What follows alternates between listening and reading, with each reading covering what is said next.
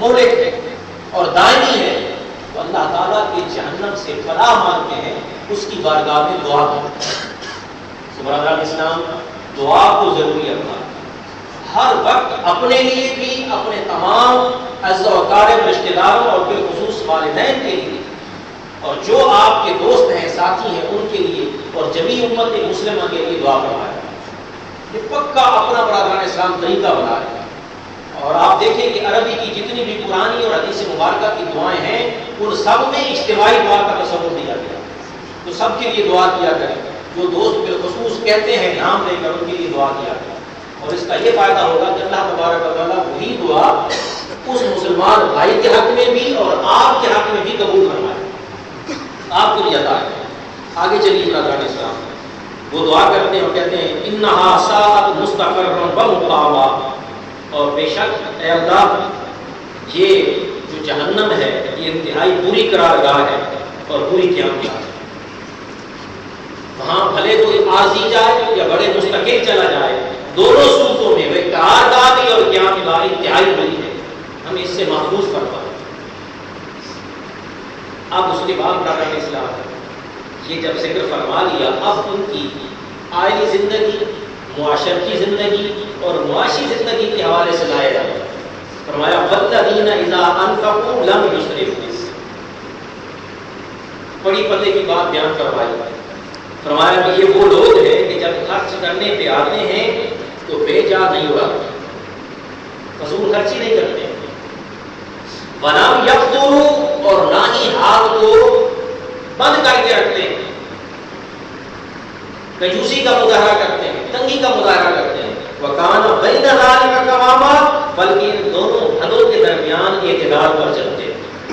جہاں خرچ کرنے کی ضرورت ہے وہاں خرچ کرتے ہیں، اور جہاں ضرورت نہیں ہے وہاں ضرورت کے نہ ہونے کی وجہ سے خرچ نہیں کرتے۔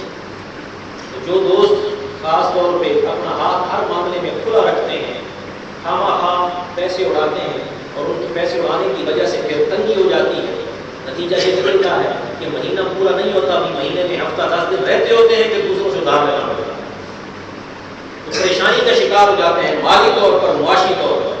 اس لیے برادران اسلام خصوصی طور پر اس کو توجہ فرمانی ہے آپ نے۔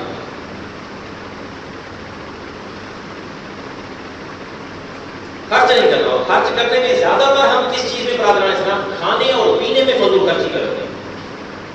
قرآن مجید فرقان حمید کا بیان آپ دیکھیے، کلوا واشربوا ولا تسرفوا، کھاؤ بھی صحیح، پیو بھی صحیح، لیکن اسراف نہ کرو۔ میرے والد محترم مجھے نصیحت فرما رہے تھے، وہ مجھے کہتے ہیں بیٹا قرآن کی آیت پہ غور کریں اور دیکھیں تو اللہ تبارک و تعالیٰ نے اسراف کا ذکر کھانے پینے کے ساتھ فرمایا ہے، پہننے کے ساتھ نہیں فرمایا۔ کیوں کہ پہننے والا بندہ کتنا اسراف کرے گا؟ 2 suit 3 suit 4 suit 5 suit 6 suit لے گا، تو ایک وقت آئے گا کہ وہ سوٹ جو ہے وہ نہیں لے گا کہ ابھی کافی ہے، روک سکتا ہے، لیکن کھانے پینے سے کوئی نہیں روکتا ہے۔ یہ 24 گھنٹے میں 3 دفعہ تو ہم نے پکا کیا ہوا ہے، اور بھی ہو سکتا ہے۔ وہ کہتے ہیں کہ یہ اشارہ اسی طرف ہے کہ زیادہ تر لوگ کھانے پینے میں اسراف کرتے ہیں۔ جہاں ایک ڈش کی ضرورت ہے، کفایت کرتی ہے، وہاں 2 بنا لینا، 3 بنا لینا، اور پھر ظاہر ہے ایک ڈش ہو تو وہ تو کھائی جاتی ہے، لیکن جہاں 2 بن جائیں 3 بن جائیں، پھر ان میں سے کتنا کھائیں گے آپ؟ ان تینوں میں سے ایک ڈش کے برابر کھائیں گے، باقی سارا بچ جائے گا۔ اور وہ حال آپ دیکھتے ہیں کہ بچتا ہے تو پھر بندیاں میں پڑے ہوئے ہوتے ہیں، اللہ معاف کرے۔ اور خوراک سے جس سے عالم اسلام کے بھی کتنے لوگ بیچارے ابھی تک محروم ہیں، وہاں تک نہیں پہنچ پاتی ہے، یہاں اسراف ہو جاتا ہے۔ اس لیے برادران اسلام اتنا ہی میس سے لے کر آئیں جو میس یوز کرتے ہیں، اگر تو میس میں جا کر کریں تو بہت اچھا ہے کہ آپ اتنا ہی لیں گے، ضائع نہیں ہوتا۔ اور اگر کمرے میں لے کے آتے ہیں تو خدا کے لیے اگر ایک بندے کا ہے تو ایک بندے کا ہی لیں گے، آپ 2 کا لے آئیں گے، بالکل رمضان والا جو ماحول بن جاتا ہے، افطاری سے پہلے دل کرتا ہے کہ ہر چیز میں بنا لوں، سب کھا جاؤں، سب پی جاؤں، اور جب افطاری کرتے ہیں تو 2 گلاس پانی اور زیادہ سے زیادہ آدھی روٹی کھائی جاتی ہے، اس سے زیادہ بندہ کھا ہی نہیں سکتا، باقی چیز پہ بچی ہوئی ہوتی ہے۔ تو خدارا اسراف جو ہے اس پہ یہ اللہ تعالیٰ کے بندوں کی خصوصیت اللہ تعالیٰ نے اور صفت بیان فرمائی کہ وہ اسراف نہیں کرتے بلکہ اعتدال پر رہتے، اور اصل میں ہر چیز پر اعتدال ہی پر رہنا یہ اسراف کی تعلیم ہے۔ یعنی اسلام کا اگر دوسرا نام برادران اسلام آپ پوچھیں کہ اسلام کا دوسرا نام کیا ہے تو ہم کہہ سکتے ہیں کہ اس کا دوسرا نام ہے دین اعتدال، ہر معاملے میں اعتدال۔ آگے چلیے برادران اسلام، اب اللہ تعالیٰ کی ذات پر توکل اور یقین محکم کی بات بیان فرمائی۔ والذین لا یدعون مع اللہ الہا آخر، اللہ کے ساتھ وہ کسی اور معبود کی عبادت نہیں کرتے۔ اتنا مضبوط توحید پر ان کا یقین ہوتا ہے، اللہ کی وحدانیت پر یقین ہوتا ہے کہ کسی دوسرے خدا کا تصور بھی ذہن میں نہیں لاتے۔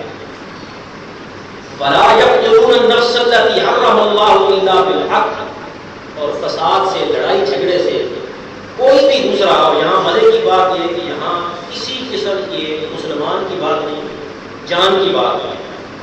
پہلی بات تو یہ ہے کہ اللہ کے ساتھ کسی دوسرے معبود کی پوجا نہیں کرتے، اور نہ کسی ایسی جان کو قتل کرتے ہیں جسے ناحق مارنا اللہ نے حرام فرمایا ہے۔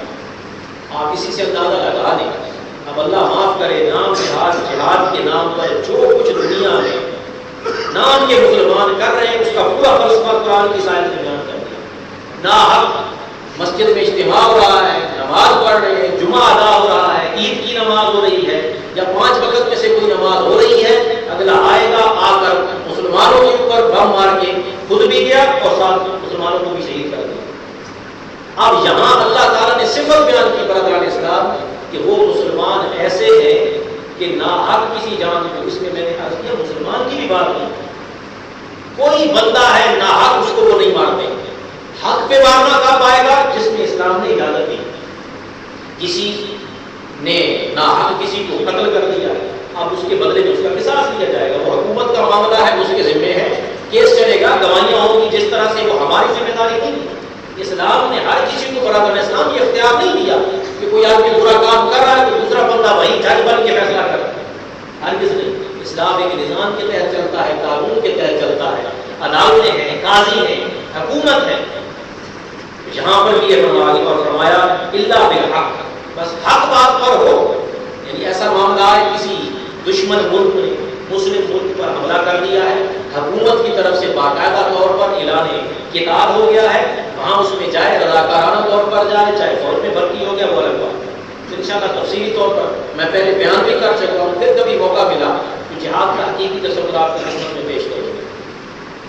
اب برادران اسلام، یہ اس کے بعد پاکیزگی، عفت اور پاک دامنی، اس کی بات آ گئی۔ فرمایا ولا یزنون، بدکاری نہیں کریں۔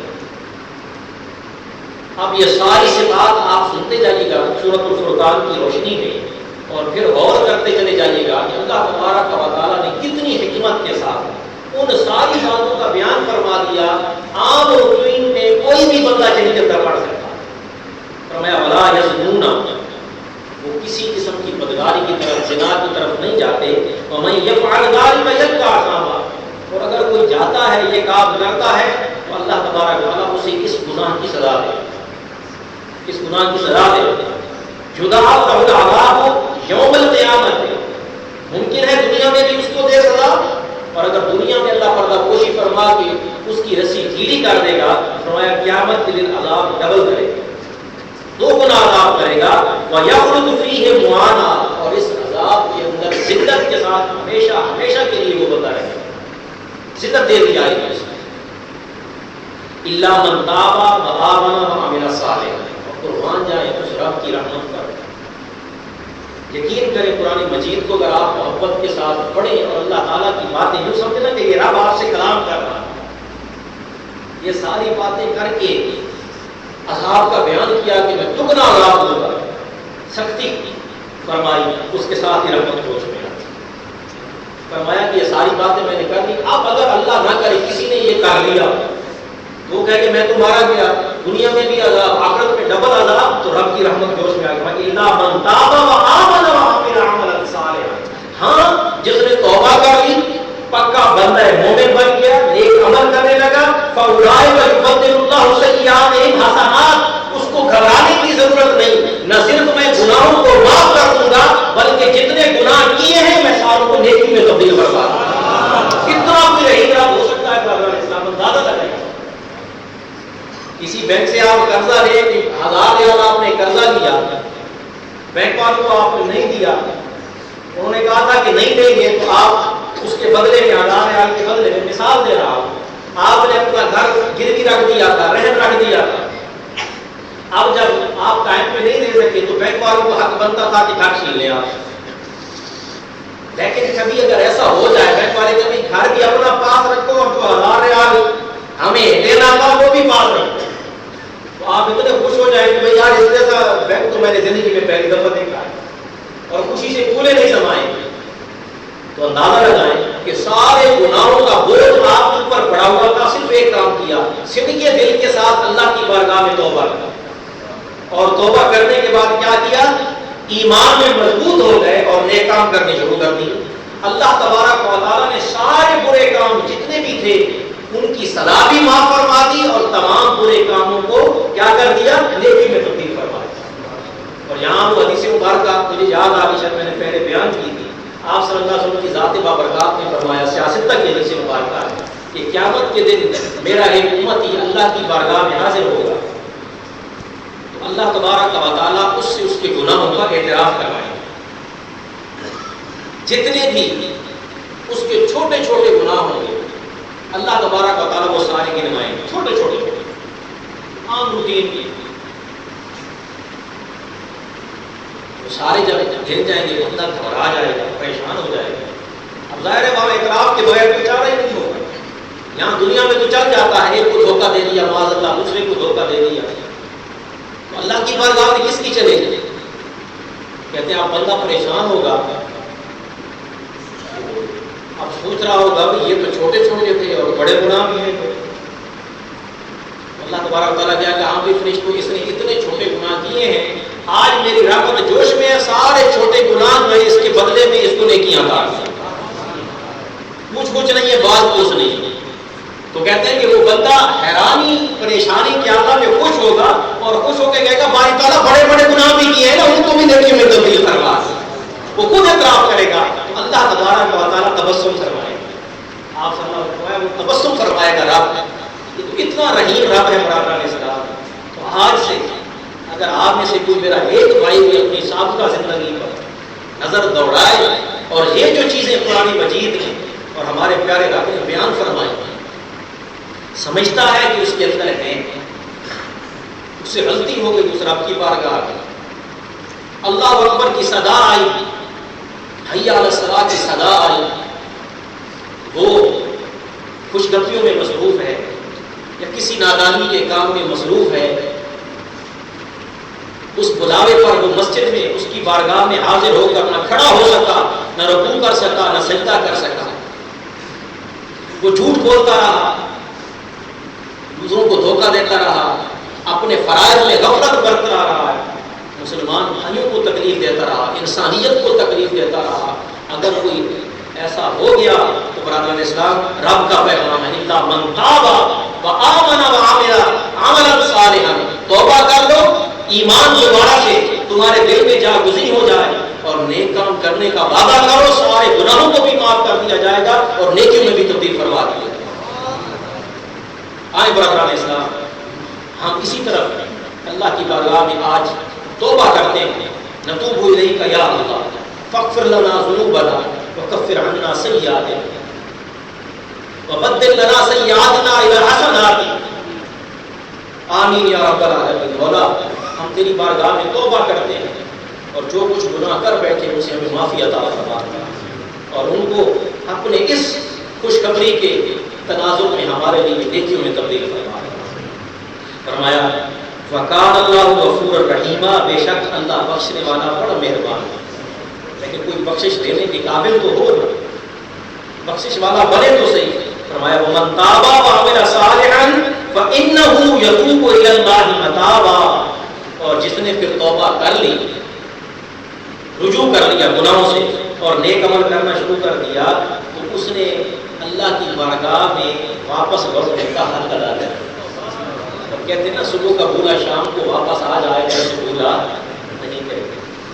رب کی رحمت کو برادران اسلام پکار کر کہہ رہی ہے کہ واپس آ جائے، واپس آ جائے۔ یہی حضور نبی اکرم صلی اللہ علیہ وسلم نے فرمایا کہ تم آگ کے گڑھے کے کنارے پہ کھڑے تھے، اندر گرنا چاہتے تھے، میں نے کھینچ کے واپس بلایا، ادھر نہیں جانا، وہ جہنم میں آؤ، جنت کی طرف آ جاؤ۔ وہی رب کہہ رہا ہے پکی توبہ کر لو اور رجوع کرنے کا حق ادا کر دو. کتنے برادران اسلام آپ نے بندے دیکھے ہوں گے اپنے ارد گرد, کتنے لوگ دیکھے ہوں گے کہ جن کا اٹھنا بیٹھنا آنا جانا صبح و شام دن رات گناہ کے اندر, لیکن جب اللہ تعالیٰ کی طرف سے ہدایت نصیب ہوئی تو آپ نے دیکھا کہ سارے کے سارے گناہوں سے ایسی توبہ کی, ایسے پاک ہوئے کہ پھر دوسروں کے لیے وہ باعث رشک بن گئے, باعث رشک بن گئے. حضرت فضیل بن عیاض کا واقعہ, یہ اپنے دور کے سب سے بڑے ڈاکٹر ہوتے تھے, سب سے بڑے ڈاکٹر, گینگسٹر جس کو کہتے ہیں, گروہ کے سردار ہوتے تھے. بس ایک دن کسی کافرے کو لوٹنے کی نیت سے جب گئے تو قرآن کی ایک آیت دل پہ اثر کر, پھر ایسی ہدایت آئی کہ وہ فضیل جو ڈاکو ہوتا تھا وہ اللہ کی بارگاہ کا بندی بن گیا. تو یہ تصور برادران اسلام ہر کس دل سے نکالتے, کوئی ماں کے پیٹ سے ولی اللہ نہیں پیدا ہوتا ہے اللہ ماشاء اللہ, جو مادر ذات ولی ہے وہ الگ معاملہ ہے. میں عام بات کر رہا ہوں. اللہ تبارک و تعالیٰ کی ذات بابرکات نے انسان کے ساتھ نفس رکھا ہے, اس کی بری نفسانی خواہشات پر قابو پا کر اللہ کی اطاعت میں آنا یہ ولایت نہیں تو اور کیا. تو چھوٹے موٹے گناہوں کا ہو جانا یہ فطری بات ہے, لیکن ان گناہوں پر اصرار کرنا, اڑ جانا, اسی کو زندگی بنا لینا یہ اللہ کو ناپسند ہے. توبہ کرے, غلطی ہو گئی توبہ کرے, برائی ہو گئی اس کے بدلے میں نیکی کرے, اللہ کی بارگاہ میں رجوع کرے. حضرت فضیل بن عیاض نے صرف ایک کیا ایمان والوں کے لیے وہ وقت نہیں آیا, لم یأن للذین آمنوا ان تخشع قلوبهم بذکر اللہ, کیا ایمان والوں کے لیے یہ وقت نہیں آیا کہ ان کے دل اللہ کے ذکر سے ڈر جائیں. بس یہ آیت کریمہ سنی وہیں چیخ مار کر یا اللہ میں حاضر ہوں سب کچھ چھوڑ دیں, اور ایسی توبہ کی کہ پہلے ڈاکٹروں کے سردار تھے پھر اولیاء کے سردار بنا دیا. ایک ایک کے گھر جا کر جس کا جو مال تھا وہ لوٹا ہوا تھا واپس کر, اور سب سے معافیاں مانگی, توبہ کی. تو آج ہر کوئی ان کو فضیل بن عیاض ولی اللہ کے نام سے جانتا. برادران اسلام, ہم چھوٹے موٹے خاص طور پہ سوچ کے, فکر کے اور نظر کے گناہ کر رہے ہیں. اپنے آپ کو اللہ تعالیٰ کی بارگاہ میں کھڑے ہونے کے قابل کریں اور ان تمام گناہوں سے توبہ کریں. اور فرمایا یہ بات, اگلی بات بہت ہی پیاری بات جس کا عام روٹین میں ہمارے ہاں برادران اسلام بہت زیادہ رواج ہے, اور وہ جھوٹ میں نے آپ کو عرض کیا, باطل. والذین لا یشہدون الزور واذا مروا باللغو مروا کراما. اللہ کے بندوں کی ایک خوبی اور صفت یہ ہے کذب اور باطل کے کاموں میں قولاً اور عملاً دونوں صورتوں میں حاضر ہی نہیں ہوتے. جہاں پتہ ہوگا بھی جھوٹ بولا جائے گا, کہ جھوٹ کا کوئی کام کروایا جائے گا, وہاں جاتی ہیں. ایسی محفل سے اجتناب کرتے ہیں, ایسی صحبت سے اجتناب کرتے ہیں, بالکل نہیں جانتے. ایک بات مرو کراما, اگر کوئی بےہودہ بات کر رہا ہو, بےہودہ کام کر رہا ہو تو انتہائی وقار اور مکانت کے ساتھ دامن بچاتے ہوئے وہاں سے گزر جاتا ہے, وہاں سے گزر جاتا ہے. یہ اللہ کے بندوں کی پہچان ہے, تاکہ اس میں تلفظ نہ ہو, کہیں خود اس میں گرفتار نہ ہو جائیں. فرمایا اذا مروا باللغو مروا کراما, اور آگے فرمایا والذین اذا ذکروا بآیات ربہم, اور جب انہیں اللہ کے رب کی آیتوں کے ذریعے سے کوئی نصیحت کرتا ہے, سمجھاتا ہے. قرآن مجید یا حدیث مبارکہ, یہ بڑے پردے کی بات برادر اسلام میں ان دوستوں کے لیے عرض کر رہا ہوں کہ جو جس کی بات سنتے ہیں, کوئی بھی ہو, بھلے ٹی وی پہ بات سنتے ہیں, بھلے آڈیو میں بات سنتے ہیں, ویڈیو میں بات سنتے ہیں, یوٹیوب پہ سنتے ہیں, فیس بک پہ شیئرنگ پہ سنتے ہیں, مسجد میں کہیں سنتے ہیں, پھر بغیر سوچے سمجھے من و مان کر آگے پروپیگیٹ کر دیتے ہیں. یہ ان کے لیے جمع کیا, بغیر سوچے سمجھے, کوئی غور و فکر نہیں کیا, ایک طرف کی بات. اور یقین کرے برادران اسلام, چونکہ الحمدللہ ہمارا فیلڈ ہے اور اتنا کچھ تو ہم نے علم حاصل کر لیا کہ اب اگر کوئی علمی ڈنڈی مارتا ہے تو ہمیں کچھ نہ کچھ پتہ چل جاتا ہے کہ یہ غلط بات کر رہا ہے. اور اگر پتہ نہ چلے تو فوری طور پر ہم فیصلہ نہیں لیتے, سیدھا کہہ دیتے کہ میں چیک کروں گا اس بات کا کہ باقی یہ ہے کہ نہیں ہے. تو آپ حیران ہوں گے ایک حدیث مبارکہ، ہمیں حدیث مبارکہ کا کوئی ریکارڈ نہیں ہے، میں صرف ایک مثال دے رہا ہوں۔ ٹیلی ویژن پہ انڈیا اور سعودیہ سے ٹیلی ویژن آتا ہے، وہاں پر ایک آدمی آپ سب جانتے ہوں گے، تو کسی نے اس سے سوال کیا کہ مزارات میں جانا چاہیے یا نہیں جانا چاہیے؟ اب اس نے جو جواب دیا وہ تو میں نہیں دیتا، لیکن اس میں حدیث مبارکہ آپ نے کہا کہ حدیث میں آیا ہے، بخاری کی حدیث مبارکہ ہے، جو بھی اونچی قبر ہو اس کو کھود کر برابر کر دو۔ اب آپ دیکھیں، یہ میں آپ کو دعوت دے رہا ہوں، آپ بخاری شریف کی یہ حدیث مبارکہ خود نکال کر پڑھ لیں۔ میں بھی کتنی دفعہ آپ کو کہتا ہوں کہ آپ کا بھائی میں یہاں کھڑا ہوں، آپ کو میں بتا رہا ہوں، آپ میری بات پہ یقین کرنے کے لیے قرآن مجید اٹھا لیا کریں، حدیث مبارکہ اور وہاں سے تصدیق کر لیا کریں۔ میں غلط ہوں، میری اصلاح ہو جائے گی، اور میں ٹھیک ہوں تو آپ کی دعا مل جائے گی۔ اب میں نے آپ کو بتا دی سورۃ الفرقان، یہ 25 نمبر سورت ہے، 19واں پارہ ہے، اس کی میں آپ کو یہ آیت بتا رہا ہوں، اور یہ اللہ والوں کی خصوصیت ہے جو رب کے بندے ہوتے ہیں۔ اب وہ حدیث مبارکہ اصل میں نے فیس بک پہ بھی شیئر کی تھی، جتنے دوست میرے ساتھ فرینڈ ایڈ ہیں تو وہ میں آگے کر دیتا ہوں تاکہ ان کو مل جائے۔ اس میں حدیث مبارکہ وہ اصل کیا ہے وہ میں آپ کو بتاتا ہوں۔ جب مسجد نبوی حضور نبی اکرم صلی اللہ علیہ وسلم کی ذات بابرکات نے تعمیر فرمانا چاہیے تو جو جگہ لی گئی تھی اس جگہ پہ بعض مشرکین کی قبریں تھیں، مسجد نبوی کی جگہ، تو آپ صلی اللہ علیہ وسلم نے وہاں چونکہ مسجد بنانی تھی تو وہ قبریں کھود کر ان قبروں کو برابر کرنے کا حکم دے دیا تاکہ وہاں مسجد بنائی جائے۔ اب آپ بتائیں اس سے کہیں ثابت ہوا کہ پورے عالم اسلام کی قبروں کو برابر کر دیا جائے؟ یہ کہاں سے ثابت ہوا؟ یہ حدیث مبارکہ بخاری شریف کی میں نے آپ کو دیکھی، اصل یہ ہے، اس میں کہیں اللہ کے رسول نے حکم نہیں دیا، ورنہ آپ خود بتائیں حضور نبی اکرم صلی اللہ علیہ وسلم کی ذات بابرکات سے کتنی حدیث مبارکہ بنی ہے کہ آپ نے خود خاص طور پر حضرت عثمان بن مظعون پتھر کے دونوں طرف نشان رکھ کے اور کوہان کی طرح اٹھی ہوئی قبر بنائی ہے، فرمایا یہ میرے بھائی عثمان کی قبر ہے اور یہ پتھر میں نے نشانی لگائی ہے تاکہ پتہ چلے۔ جنت البقیع پورا حضور نبی اکرم صلی اللہ علیہ وسلم کے دور میں صحابہ کرام وہاں مدفون ہوتے رہے، وہ یہ حدیث مبارکہ ایسی ہے۔ یہ برادران اسلام خواہ کا صرف اور صرف اپنی منمانی کر کے اور ایک مخصوص جو صہیونی سازش ہے اس کا شکار ہو کر ایسی بات کرنے والی بات، اس لیے علم کی بات سنیں اور برادران اپنی اس کی تحقیق کریں۔ آپ کو میں ریکمینڈ کرتا ہوں شیخ الاسلام ڈاکٹر محمد طاہر القادری دورہ صحیح بخاری اور دورہ صحیح مسلم، یہ دو ہیں 8 یا 10 نشستوں میں، برائے کرم آپ یوٹیوب سے یا آپ کو سیریز چاہیے تو یہ لے لیں اور یہ سن لیں۔ آپ میں سے میرا ہر بھائی اگر یہ سن لے، یقین کریں کسی حوالے سے آپ کو پریشانی نہیں ہے، پورا عقیدہ قرآن و سنت کی روشنی میں آپ کو مل جائے گا۔ یہ دونوں دورے بس مکمل طور پر سن لیں، آپ 2 دفعہ سن لیں تاکہ پکا ذہن میں بیٹھ جائے۔ اب یہ دیکھیں یہ رب فرما رہا ہے برادران اسلام، کوئی بیان کر رہا ہے اپنی زبان کی تیزی کی وجہ سے یا اپنے انداز بیان کی وجہ سے، وہ قرآن کی آیت قرآن کی تعلیم دے رہا ہے، درس قرآن دے رہا ہے، درس حدیث دے رہا ہے، تو نصیحت کی جب وہ آیتیں سنتے اللہ والے والذین اذا ذکروا بآیات ربہم لم یخروا علیہا صما وعمیانا، تو جو سننے والے ہوتے ہیں اللہ کے بندے ان پر بہرے یا اندھے ہو کر نہیں گرتے ہیں، بلکہ کیا کرتے ہیں؟ غور و فکر کرتے ہیں کہ یہ بات ٹھیک بھی کی ہے یا نہیں کی ہے۔ اب بتائیں برادران اسلام، پھر وہ دوست جو پریشان ہو جاتے ہیں بھئی اچھا یہ وہ بات کرتے ہیں وہ یہ بات کرتے ہیں، اس کا جواب ہے کہ آپ غور و فکر کریں۔ ایک جگہ آپ نے سن لیا، دین اسلام پر مضبوطی سے استقامت سے قائم رہنا ضروری ہے، کسی ایک عالم کی پیروی میں اڑ جانا بغیر کسی برادر اسلام دلیل کے، یہ اسلام کی تعلیم نہیں۔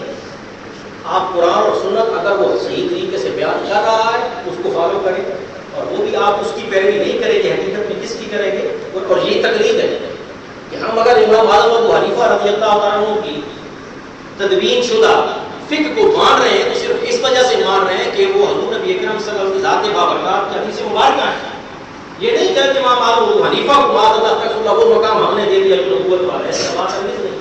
جیسے میں آپ کی خدمت میں عرض کر رہا ہوں، آپ کو بتاؤں گا تو آپ کا اعتماد ہے کہ یہ جو بات بتا رہے ہیں دونوں طرف کی بتائیں گے، سچی بتائیں کہ ذریعہ میں مان رہا ہوں۔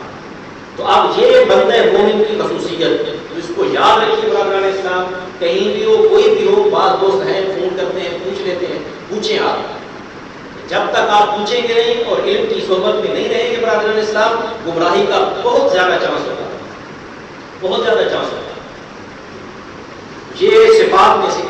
بعد کہ قرآن آپ کو سنایا جائے، پوچھیں گے کہ اچھا جی آپ قرآن پڑھ رہے ہیں، اب آپ کے پاس ایک اور مثال ہے، بڑی سمپل مثال ہے۔ قرآن مجید آیت الکرسی تو میرا خیال ہے سب کو آتی ہے یا نہیں؟ آیت الکرسی کو سب کو آتی ہے۔ اسی سے ایک مثال دیتا ہوں، ترجمہ آپ جس کی جو زبان ہے میرے بھائی کے منہ سے پڑھ لیں، صرف ایک مثال سے سمجھاتا ہوں۔ آیت الکرسی کی آیت کیونکہ قرآن مجید کی سب سے بڑی آیت ہے، اس کا ایک حصہ ہے من ذا الذی یشفع عنده۔ اس کا ترجمہ کیا ہے؟ کس کی جرت ہے جو اللہ کی بارگاہ میں سفارش کر سکے؟ من ذا الذی، کون ایسا ہے یشفع، شفاعت کرے عنده، اللہ کے پاس۔ آپ اس کو بنیاد بنا کر اگر تو میرے دل میں میل ہے، کھوٹ ہے، منافقت ہے، آج میں شفاعت کا انکار کر سکتا ہوں۔ میں کہتا ہوں دیکھیں جی آیت الکرسی کی آیت میں آپ کو پڑھ کے اس کا حصہ پڑھ کے بتا رہا ہوں، اللہ جب کہہ رہا ہے کہ میرے پاس کون ہے، کس کی جرأت ہے شفاعت کر سکے، تو پھر تم رسول کی شفاعت مانتے ہو، اولیاء کی مانتے ہو، سب غلط ہے۔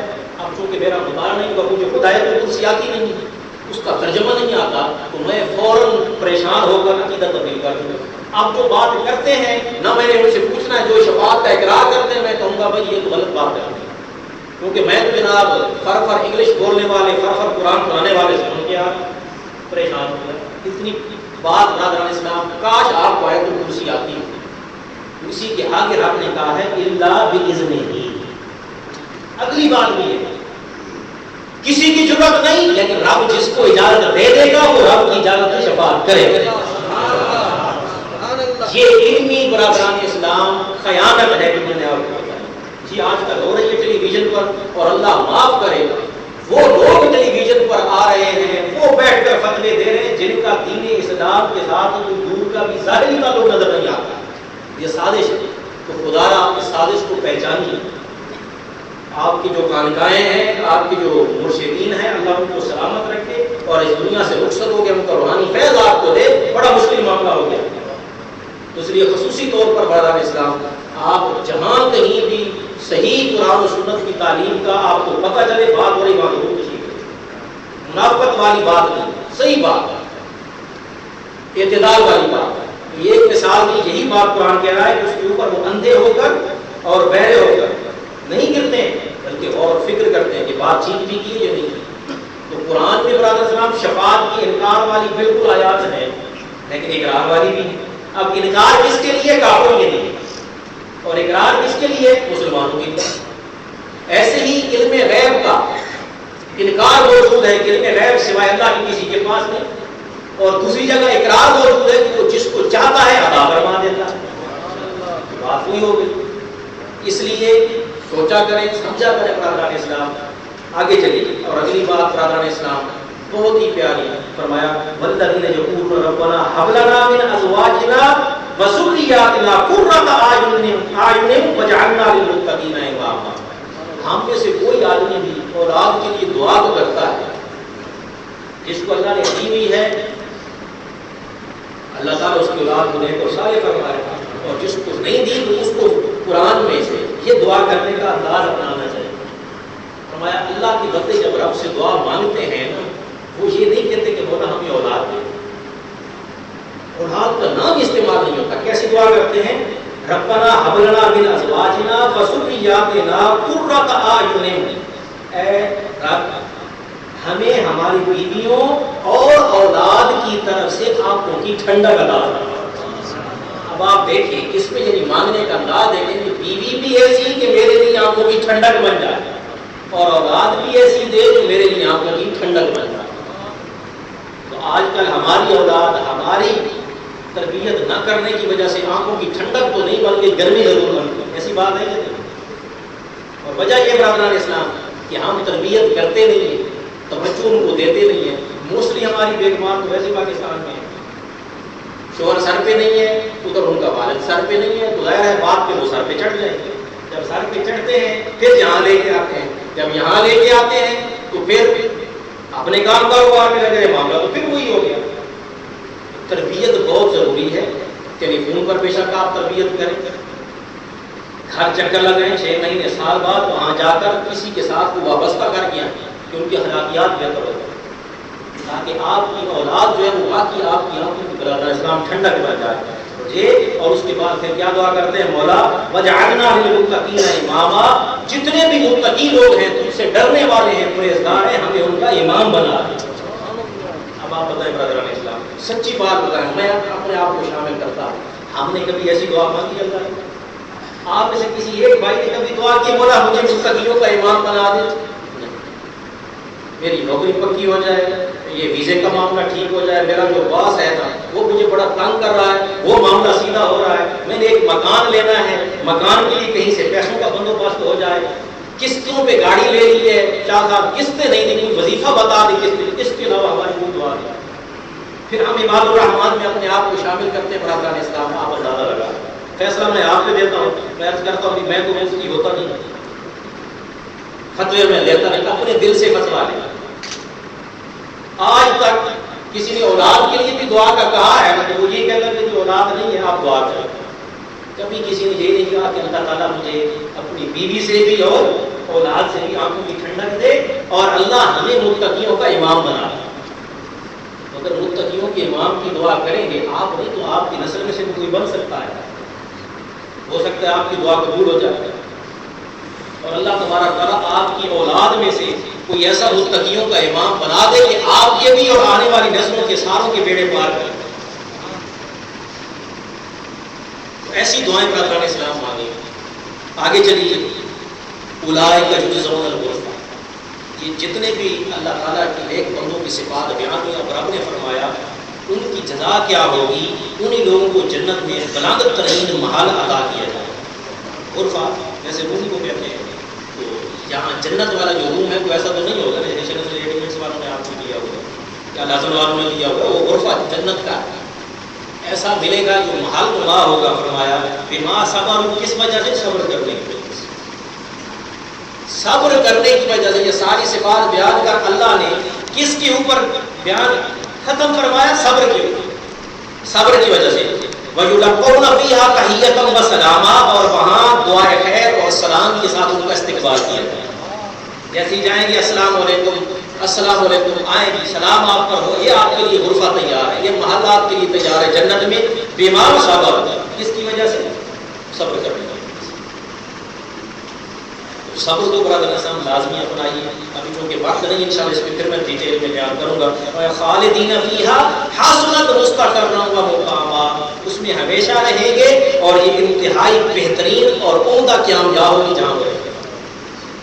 قل ما یعبأ بکم ربی لولا دعاؤکم فقد کذبتم فسوف یکون لزاما، آپ فرما دیں کہ میرے رب کو تمہاری کوئی پرواہ نہیں اگر تم اس کی عبادت نہ کرو۔ اب آخر پھر اللہ تبارک و تعالیٰ نے جھنجھوڑا کہ اگر اللہ کی عبادت نہیں کرتے تو اسے یہ نہ سمجھنا کہ کوئی اللہ کی شان میں فرق آنے والا ہے۔ فرمایا واقعی تم نے اسے جھٹلا دیا اگر اللہ تعالیٰ کی ذات بابرکات کو، تو پھر یہ جھٹلانا تمہارے لیے دائمی عذاب ہے۔ برادران اسلام، یہ خصوصیات اللہ تعالیٰ کے نیک بندوں کی آج انہیں پہ اختتام ہو گیا۔ اب نیک بندہ انسان بنے کیسے؟ یہ ایک ایسا سوال ہے جو ذہن میں اٹھ سکتا ہے۔ ہم اپنے آپ کو سدھاریں کیسے، اپنی اصلاح کیسے کریں؟ انشاءاللہ اگلے جمعہ سے میں کوشش کروں گا کہ اس پہ ہم بیان کرتے ہیں اخلاق حسنہ کیسے اپنائے جاتے ہیں، اپنی زبان کو، گفتگو کو کیسے ہم تبدیل کریں، اپنے معاملات کو کیسے تبدیل کریں، کیا یہ تبدیل ہو بھی سکتے ہیں یا نہیں؟ انشاءاللہ اس پر بھی تفصیلی بات کریں گے۔ آخر دعوانا الحمدللہ رب العالمین۔ دوست نے سوال کیا کہ نماز کے دوران سجدے میں جا کر دونوں کو اٹھا دینا، زوال کے وقت نماز ادا کر دینا اور مسجد میں داخل میں بیٹھ جانے میں کون سا پہنچ میں دھیان رکھنا، بار بار بھول جاتے ہیں وضاحت کر دیں۔ پہلی بات یہ ہے کہ سجدے میں اگر ایک پاؤں اٹھ گیا تو نماز جو ہے وہ مکروہ ہو جاتی ہے، اور دونوں اٹھ گیا تو نماز ٹوٹ جاتی ہے۔ یہ بے دہانی میں کتنے مسلمان بھائی ایسا کرتے ہیں، سجدے میں دونوں پاؤں کا آپ صلی اللہ علیہ وسلم کی حدیث ہے اور وہ سجود کے اوپر ہے، 7 ہڈیوں کا آپ صلی اللہ علیہ وسلم نے فرمایا، مجھے حکم دیا گیا کہ میں سجدہ 7 ہڈیوں پہ کروں، 2 پاؤں والی ہو گئی اور 2 گھٹنوں والی ہو گئی، کتنی ہو گئی؟ 4، اور 2 ہاتھوں والی کتنی ہو گئی؟ اور 1 ماتھے والی کتنی ہو گئی؟ 7۔ ان 7 کا سجدے میں لگا ہونا ضروری ہے۔ ان میں سے آپ ایک کو بھی اٹھا دیں گے، ایک کو بھی اٹھا دیں گے، اب مثلا پیشانی آپ نے لگائی نہیں، سجدہ نہیں، نماز ہی نہیں، جب سجدے نہیں ہو تو نماز، کیونکہ فرض ہے سجدہ، تو سجدہ فرض ہے نماز میں، اس میں کوتاہی ہوگی برابر صاحب نماز لوٹانا پڑے گی، نماز نہیں۔ مسجد میں داخل ہوتے وقت یہ بہت آسان ہے، اس میں کوئی نہیں، کوئی بھی نیک کام کرتے وقت کہیں بھی آگے آپ چلتے وقت جو چیز بھی کریں گے دائیں سے شروع کریں، کتنا آسان سا فلسفہ. تو مسجد میں داخل ہوتے ہوئے بھی کون سا پاؤں رکھیں گے؟ دایاں پاؤں رکھیں گے اور دعا پڑھیں گے. رسول اللہ کا دروس بھی پڑھ لیں گے. اگر نہیں آتا بسم اللہ والصلاۃ والسلام علی رسول اللہ, یہ مختصر سا یہ پڑھ لیں. اللہم صلی علی سیدنا محمد پڑھ کے دایاں پاؤں اندر رکھیں. اللہم افتح لی ابواب رحمتک کی یہ دعا پڑھیں. اگر نہیں آتی اردو میں اپنی زبان جو لوکل ہے اس میں اللہ مجھ پر اپنی رحمتوں کے دروازے کھول دیں. اور پھر اندر جیسے داخل ہوں تو عارضی اعتکاف کی نیت کر لیا گیا. نویت سنت الاعتکاف للہ تعالی ما دمت فی, ما دمت فی کا اضافہ کر دیں تو جتنی دیر آپ مسجد میں رہیں گے اعتکاف کا بھی ثواب ہے. جب باہر جائیں گے تو پھر بایاں پاؤں باہر رکھ لیں گے اور وہی بسم اللہ والصلاۃ والسلام علی رسول اللہ اللہم انی اسألک من فضلک, بعد میں رحمت کا اضافہ بھی ہے وہ آپ پڑھ سکتے ہیں. اور دوسرا بس یہ آ گیا. اس کے علاوہ بات نہیں. دوسرا موسیٰ بھائی نے بڑی امپورٹنٹ بات کی تھی, میں شاید بھول گیا تھا. ایک دفعہ ہوتا تھا شرٹ بار چھوٹی پہن جاتے ہیں دوست, وہ شرٹ چھوٹی ہونے کی وجہ سے جب سجدہ کرتے ہیں تو پینٹ سے باہر نکل جاتی ہے اور پیچھے سے کمر ننگی ہو جاتی ہے, سطر کھل جاتا ہے, نماز کھل جاتی ہے, وضو بھی ٹوٹ جاتا ہے. سطر آپ کا نماز میں کھل جاتا ہے. اس کا برادران اسلام مہربانی کریں جمعہ کے دن کم سے کم آپ اگر کرتا ہے شلوار قمیض ہے تو وہ پہن کے آ جایا کریں. اور اگر پھر بھی مجبوری ہے شرٹ میں آتے ہیں تو اتنی بڑی شرٹ جو کھلی ٹائپ ہوتی ہے وہ رکھیں, جس کی وجہ سے کم نماز آتی ہے. اور ہاف سلیو سے بھی اعتراض کریں, پوری سلیو جو ہے اس کو پہن جایا کریں. اللہ کی بارگاہ میں اسی طرح حاضر ہوں کم سے کم جس طرح اپنے باس کی بارگاہ میں حاضر ہو جاتے ہیں. ڈیوٹی پہ جاتے ہیں سب کو تیار ہو کے خوشبوئیں لگا کے جاتے ہیں اور نماز پڑھنی ہو تو اللہ معاف کرے اسی میلے بچیلے کپڑوں میں آ کر اللہ کی بارگاہ میں کھڑے ہو گئے, یہ مناسب نہیں ہے. احوال برزخ کے اوپر کہ قبر میں کیا ہوتا ہے, روح کے کیا معاملات ہیں, اس کے اوپر میرے والد محترم کی کتاب کی طرف میں جتنا میرا وزن بنتا تھا میں کوشش کر کے لے آیا ہوں. اللہ تبارک و تعالیٰ کا فکر ہے وہ نکل آئی ہے. کچھ کتابیں آ گئی اور محبت رسول پر بھی. علی بھائی کے پاس ہے, جمعے کے بعد جس دوست نے لینی ہو وہ لے لیں. انشاءاللہ اگلے جمعے کے پھر تحفۃ الرضا فی میلاد مصطفیٰ لے کے آئیں گے انشاءاللہ. آج ٹھیک 4:45 بجے بعد نماز عصر وادی کبیر میں ابو ہارون محمد قریش صاحب کے یہاں محفل ہے, گھر سے قرآن بھی ہے. آپ سب کو خدا کا ضرور تشریف لے جائیں. السلام علیکم و رحمۃ اللہ وبرکاتہ.